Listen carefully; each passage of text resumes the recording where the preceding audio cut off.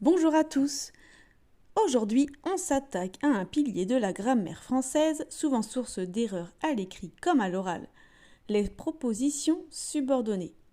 Alors si vous confondez encore relative et conjonctive, ou si les termes complétive, participial et interrogatif direct vous font peur, cette fiche est pour vous. L'objectif de cette vidéo est simple. Je vais rédiger avec vous une fiche de révision synthétique basée sur les attendus officiels d'EduScol pour que vous soyez incollable le jour J. Allez, c'est parti! Pour commencer, rappelons la définition. Une proposition subordonnée dépend d'une principale et ne peut pas exister seule. Commençons par les subordonnées relatives. Elles sont toujours introduites par un pronom relatif, qui, que, dont ou lequel, et ses composés. Leur rôle, compléter un nom qu'on appelle l'antécédent. Alors retenez bien ceci, la relative est le chapeau du nom qu'elle complète. Sans antécédent, pas de relative. Les pronoms relatifs sont assez simples à connaître par cœur.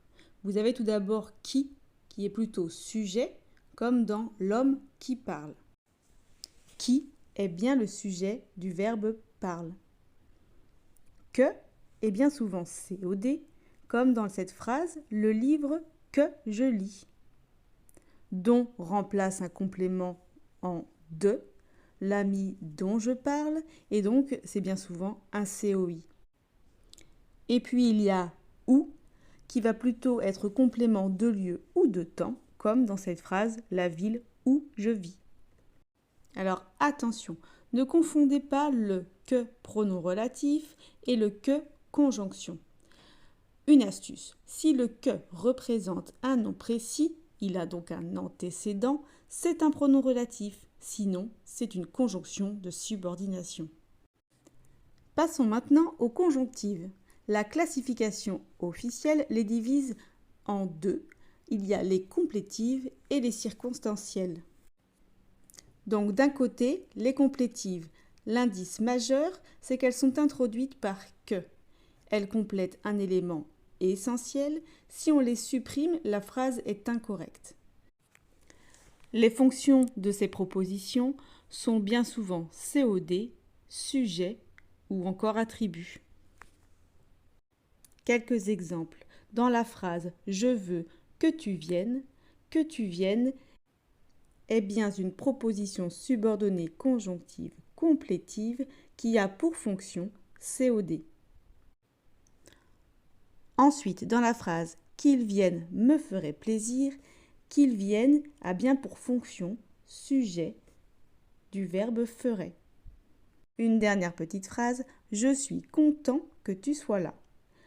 Que tu sois là est complément de l'adjectif content. Passons maintenant au circonstanciel. Ces propositions sont non essentielles. Elles sont donc dans la phrase supprimables ou encore déplaçables. On va distinguer 7 nuances. Le temps, la cause, le but, la conséquence, l'opposition, la condition ou encore la comparaison. Ces propositions subordonnées sont tout le temps compléments circonstanciels. Nous arrivons maintenant à la troisième grande famille souvent oubliée, les interrogatives indirectes. Elles servent à apporter une question sans la poser directement. Il n'y a ni point d'interrogation, ni inversion du sujet avec le verbe. Je vous montre quelques transformations de questions qui deviennent des propositions subordonnées, interrogatives indirectes. Par exemple, dans la question « Où habites-tu » Si on la transforme, cela devient « Je me demande où tu habites ». Où tu habites est bien une proposition interrogative indirecte. Un autre exemple, « Que fais-tu » devient « Dis-moi ce que tu fais ».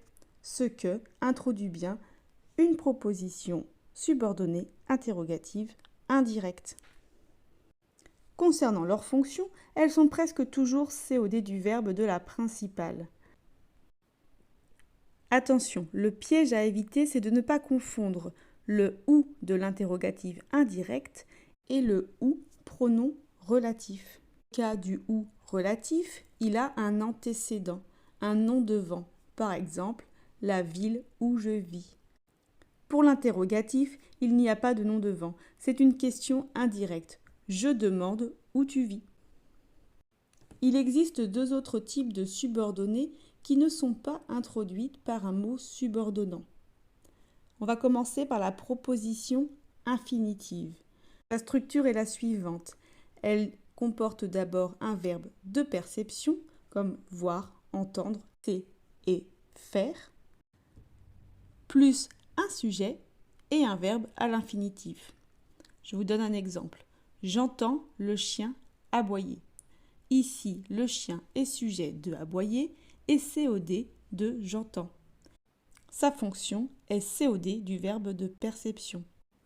On arrive enfin à la dernière, la subordonnée participiale.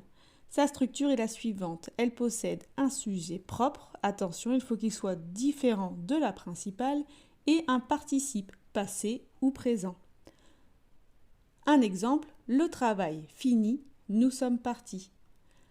Le sujet de la subordonnée, c'est le travail avec le verbe au participe passé fini.